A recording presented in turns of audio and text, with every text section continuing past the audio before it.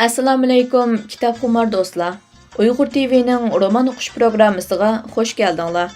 Tövəndə sizlarga yozuvchi Habibullah Abdumetning Muz tutqan daryo nomli romanining ikkinchi qismini anglitishga boshlaymiz. Ayni zamonda birileri bu toshni Do'qmushning shimolidagi O'ran mahallasi tarafdan kelgan biror qatnash qurolining uduldik ko'chaga chiqib turgan tam joynikiga urilib ketib, uyning ko'ch temini buzib etishidan saqlanish uchun aytabur bir nimalarni o'ylab mush yerga o'rinlashtirib qo'yganligi aniq edi. Yosh xonim ana shu toshga eng oxirgi qatim xo'shlashgandek mayus chiroy bilan tikilib qaradi va ayni chog'lardagi toshning yendagi manzaralar kallasidan chaqmoq chaqqandek yalt qilib o'tib ketdi. Erning hikoya qilib berishicha bir chog'larda bu toshning yeni mushu bir-biriga tutashgan 3 mahalladagi erkaklarning uchrashidigan ajoyib aplik makon ekan. Ular bir kunlik mashg'ulotlarni oxirlashtirib bo'lgandan keyin kechlik tomoqlarni shapur-shupur yapla, go'yo biror muhim yig'inga qatnashadigan siyosiy arboblardek toshning yeniga yig'ilishib, ta yarim kechagacha ko'ngillik paranglashib, chaqchaq qilishib o'ltirishir ekan to'q. Yosh xonim bo'lsa, Pedagogika universitetini bitirib, o'rta maktabda 2 yil adabiyot muallimi bo'lib xizmat qilgandan keyin o'zining o'rta maktabdagi saboqdoshi va o'zi bilan birga oliy maktabga o'tib tarix kasbini bitirgandan keyin yana o'zi bilan birga bir maktabga tarix muallimi bo'lib ishlagan va mushu mahallada tug'ilib, mushu mahallada o'sgan, mushu mahallaning yetuk o'g'loni hisoblanadigan yigiti bilan to'y qilib, mushu mahallaga yotliq bo'lib kelganiga 8 yil bo'lib qolgan edi.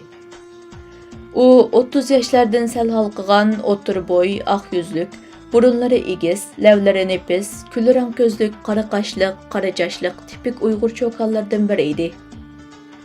Yosh xonimga erining Do'qmush to'g'risida so'zlab berganlari haqiqatan to'g'ri va bakmi jalb qilarliq qiziq ishlar edi.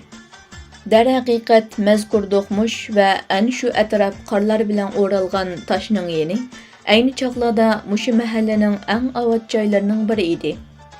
Erining aytgandek, bahorning shamolliq kechlaridan boshlab ta kech kuz kechlarigacha ushbu joyda odam uzilmaydi. Egakim yoz kunlarining salqin tushgan kechlarida bu yerga cho'ng kichik demay nurg'un erkak toyibilari yig'latdi.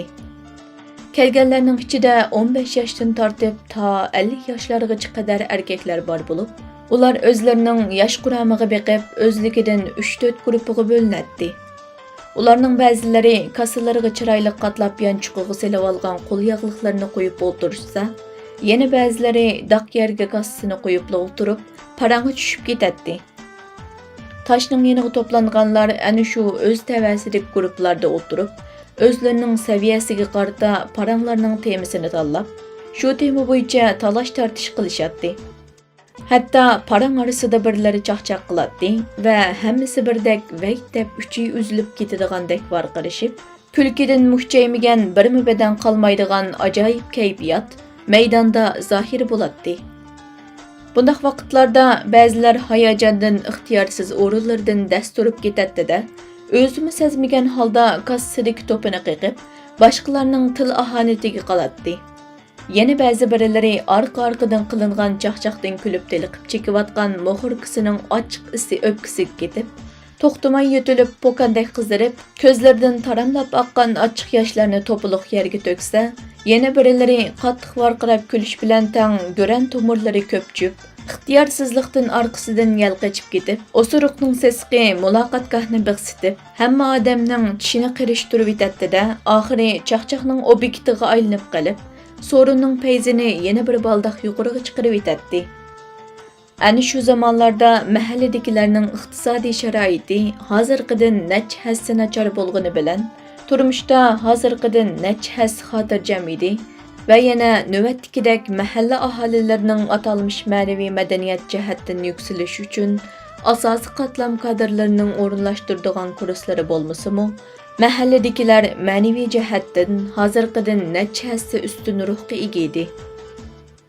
Hatto odamlarla emas, atrofdagi tabiiy muhitmo burunqidan necha hassa go'zal edi. Ana shu ko'chaning g'arb tarafidagi qardovillari ostida qolgan eriq bo'lsa, burunlarda yilning 4 faslida hech to'xtamay va muz tutmay shimoldan janubga qarab sharqirab oqadigan cho'ng bir o'stang edi. Ushbu o'stan bo'lsa, G'ulji shahrida Xitoy bozori deb ataladigan bozorning shimoliy tarafiga joylashgan Langzibeshi deydigan joydagi buloqlardan etilib chiqqan suvlardan hosil bo'lgan o'stanlarning eng cho'ng tarmoqlaridan biri edi. Mazkur o'stangda qish-yoz to'xtamay sup-suzuk suvlar eqib turadi. Ani shu buloq suvlari oxiri eqib berib, Eli daryosiga quyiladi. Ayni chog'larda mahalla erkaklari bir kunlik ishdan herib echib kelib, uylarda kechlik g'izosini oldirab-soldirab yepla, mush yerga chiqib orom olishadi. Mushu o'stangning salqin havosining payzini surgach, ana shu toshning yanida olamning paranglarini qilishib o'ltirishadi. Childirlab eqiyotgan o'stang tarafdan kelayotgan qo'noq gulning hidi bilan suzuk suvning salqin havosi ko'pchilikka orom baxsh beg'ishlab turadi. Yan qoraning bog'laridan xilma-xil giyohlarning o'zgacha xushpuroqlari kelib, dimoq uriladi va atrofdagi daraxtlar bilan har xil meva ko'chatlarning xislatlik mevalaridan kelayotgan puroqlar bir-biriga aralashib salqin tushgan sari ko'pchilikning kayfiga kayib qo'shib, do'qmushni ajoyib jonlantirib etadi. Bo'libmi yosh xonimning eri o'quvchilik chog'laridan tartib tarixga bo'lakchilik qiziqadigan bo'lg'achqa, tarixiy temalarda qilgan so'zlari muloqotgohdagi hamma odamni o'ziga qartadigan paranglardan bo'lib hisoblanadi. Shu vajidan u yoshlar topida eng hurmatga sazovar, eng nozik temalar ustida parang so'qadigan parangchilardan biriga aylanib qolgan edi. Egakim hafta oxirlari ularning paranglari ta yerim kechigacha davom qiladi. Yosh adabiyot muallimi yangidan yotliq bo'lib, mushu mahallaga kelgan chog'larda bu do'qmushning burunqidek unchalik payzi qolmagan bo'lsa-mu, yanala oqshomlari odam uzilmaydigan muloqotgohlik salohiyatini texi yo'qotmagan edi. Hafta oxirlari kechda yeri tomoqdan keyin yana shu do'qmush qatiraydigan xuyini tashlamagan edi. Shu chog'larda yangi kelin yigitning yo'liga qarab ko'zlari teyilib ketgan kashlarmi oz emas edi. Eri do'qmushlik parangning qiziqligidan uyda jononining parang to'vari yotqinining ichida qizillar suruq-surkigan lavlariga tabassum qo'ndirib, o'zini saqlab yotganligini esidan chiqarib qo'ygan bo'lish ehtimolidan yiroq emas edi. Shundaq kashlarda yigit jononining ko'nglini olish uchun ko'ch-ko'ylardagi har qismi paranglarning meg'zini elib, g'alg'achilarini chiqarib tashlab, uningga yana go'zal yumorliq tus berib, yang kelinchaq so'zlab berib, ko'nglini elib olgan chog'lari ko'p qatim takrorlangan edi. Mana yaqinqi bir necha yildan buyon ana shunday qiziqarli hikoyalarni bag'rida yashnatgan ushbu toshning yanida to'plashib o'tiradigan odam turmoq, yeniga biror mushuk va yoki itmi kelmaydigan bo'lib qolgan edi. Toshning sal neridagi qish-yoz to'xtamay shimoldan janubga qarab sup-suzuk buloq suvlari eqib turadigan o'stangmi qurib ketgili xili yillar bo'ldi. Hatto qirlardagi oq daraxtlarga qo'nadigan qushlarmi urkib ketgan bo'lib, daraxt shoxlari yetim qolgan edi. Navbatda bu yer faqat kunduzlarini mahalla komiteti o'rinlashtirgan birilar kelib, navbat bilan do'qmushdan o'tgan kashkanlarni ko'zatadigan qorovul punktiga aylanib qolgan edi. Qandaqdir bir yerlariga ko'zatish apparati o'rinlashtirib qo'yganligidanmi, mahalladagi kishilar gumon qilib, toshning yenidan o'tganda qilayotgan so'zlarini to'xtatib mang'atdi. Hatto ba'zilar dal mush yerga kelganda go'yo paraddan o'tgandek qaddini ruslab, beshini ko'tarib qadamlarini tuzab, tub-tuz mengib o'tsa, yana ba'zilar go'yo nomunosib ish qilib qo'yib, oldida gunoh o'tkazib qo'ygan odamdek, beshini qora yerdan ko'tarmay tvissiz o'tib ketadi. Yana odamni teriktiradigan shundoq bir ish bo'ldiki, toshning o'ng tarafiga joylashgan Tarxalti ko'chadagi cho'ng qorada Xitoy oilasi bilan qo'shni o'ltiradigan boshqalarning ishiga aralashmasa, ichi siqilib tura olmaydigan, betivildoqlikdan jinni musulg'i soladigan heliqi yilon tilli xotinning o'chqi olchi qo'pgan edi. U yaqindan buyon siyosatning jiddiy o'zgarishiga ergishib, siyosiy sargurligi nihoyat yuksalib, mahalladagi bo'lib o'tgan barliq ishlarni, hatto kishilarning ko'nglidagi o'ylarini o'z farazlari bo'yicha mahalla komitetiga ma'lum qilib, bir kishilik maoshli xizmatchiga aylanib qolgan edi. Mazkur tulxotun seriq sirda yo'g'on qilib dejorni degan xat yozilgan qizil yang belgisini yo'g'on bulapka bilan sol belgiga elib olib, do'qmushdagi muzdek toshning yeniga qizil sirlangan 4 putliq yog'och kichik o'rindiqida qo'yib o'ltirib, Ötken keşkenning öşlügini keltirip, mahalle koyunu bezdirip etip barganlığı bilen kari yok. Mahalle komitetining tonni saldırıp malxiyini eliveliş xizmetiga aktiv pəsli qoşuvatqanlıqıdan bölekçila pəxirlinip yürüvatqan edi. Muş sebepten yaş xanım özünün səpirini jindinmi saqlap, bugünkü aysiz qarangğı tangni səperge atlanışının eng muvafiq vaqti dep oylap, öz nəfsidinmi ehtiyat qilib ketivatatdi. Yaş xanım doqmuşdan solga qayrilip, qatnaşqı baradigan çoğ yolunu boylap jönedi. Tosatdan yaş xanımning doqmuşdan sal neriroq yerdagi qish-yoz to'xtamay shimoldan janubga qarab söpsüzük bulaq suları eqib turadigan o'stangning yenidagi bo'sh yerga ko'zi tushdi. Erining hikoya qilib berishicha, burun bu yerda turbi suvi sotadigan kichik bir eg'izliq uy bor ekan. Ana shu turbi suvi sotadigan uyda bir mo'may atdiganda va kechda chiqib suv olg'ili kelganlarga turbi suvi jumikini echib berib suv sotatdi ekan. Mo'may bo'lsa ota-onasidan yetim qolgan o'g'il nevrasi bilan yuqorqi bayonda tilga ilingan vat-vat tulxutun o'ltiradigan tarixaldi ko'chadagi qator selingan uylarda Xitoy oilasi bilan oratam qo'shni o'ltirdi ekan. Mo'mayning o'zi ming bir mushaqqatni cho'ng qilib yetishtirgan 20 yoshlardagi nevrasi 90-yillarning o'rtasida G'uljida qo'zg'algan Uyg'ur milliy uyg'onish mashrab harakatiga aktiv qatnashib, nurg'un yaxshi ishlarni ro'yobga chiqargan ekan.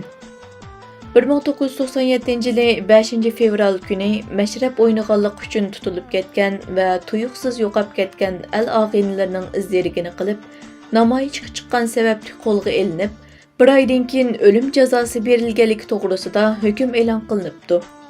Bu shum xabar mahallaga yetib kelganda mo'may xudini yo'qdi, o'rin tutib yetib qapti.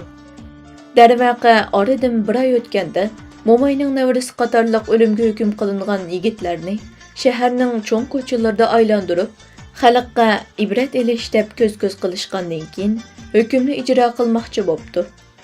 Mo'may bu xabarni anglab og'riq yotgan yerdan chachrab turib, bechidagi yog'liqning oppoq chochlaridan serilib tushib qolganiga qaramay, oldirab denab kashisining suvini dastigan peti, qish-yoz to'xtamay shimoldan janubga qarab söpsüzük bulaq suvlari eqib turadigan o'stangning qirini bo'ylab, suvning yuqori eqimiga qarab chepibdi va hosirab humidab bozor ko'chasining to'rt do'qmishiga yetib kelib, mig'miq odamlar to'p orasiga qo'shilibdi. Mo'may eng oxirgi qatim nevrasining notivan bo'yini, guldek chiroyini bir qatim ko'rib bilish, uningga qarab turib, ko'saydek qardab ketgan qo'llarini planglatib, o'zining pat orada orqasidan bordiganligini imo qilib bilish uchun nursiz, harg'in ko'zlarini nevrasini ilib mangan harbiy avtomobili keladigan tarafga tikib turibdi. Xayriyat, ozroq vaqt o'tgandan keyin haqiqatan harbiy mashinaning devidek yugurgan ovozi anglanibdi va shuning bilan bir vaqtda avtomobil ustiga tiklangan pilomatlardan qumash qo'rigandek ovoz chiqish bilan tang ko'chaning yoqsida turgan ommaning yerga yiqilganlari yiqilib, qashqonlari qechib birdilni jahon jahannamga aylanibdi. Va mo'maymu bir yerga yiqilganlar bilan tang qip-qizil qonlar ichida jon uzibdi. Aslida yo'l yoqsidagi ammo o'z bahodirlari uchun qo'llarini ko'tarib duo qilgan, ular bilan xo'shlashgan, ana shu sababdanla askarlar begunoh puhralarga o'q chiqarib, qonli qirg'inchilikqa sabab bo'lgan. Mazkur qonli qirg'inchilikda qish-yoz to'xtamay shimoldan janubga qarab söpsüzük bulaq suvlari eqib turadigan o'stangning yenidagi turba suvxonasida pinxon o'ltirib mahalladagilarga turba suvi sotadigan mo'may o'z nevrasi bilan bir kunda shahid bo'lgan ekan. Bu kunlarda ana shu turba suvxonasining o'rnidagi oppoq qorlarga cho'kinib yotgan bir parcha yer bo'lsa, bajoyiki to'xtovsiz oppoq bujg'ular chiqarib to'lqinlab turgan dengizning qirg'oqlaridek ko'rinib turadi. Ushbu bo'sh yer mushu so'g'uq tongda, mushu qorong'u ko'chaning bir parchasi sifatida ona va bolani uzatgan ikkinchi bir jonsiz jism bo'lib qolgan edi.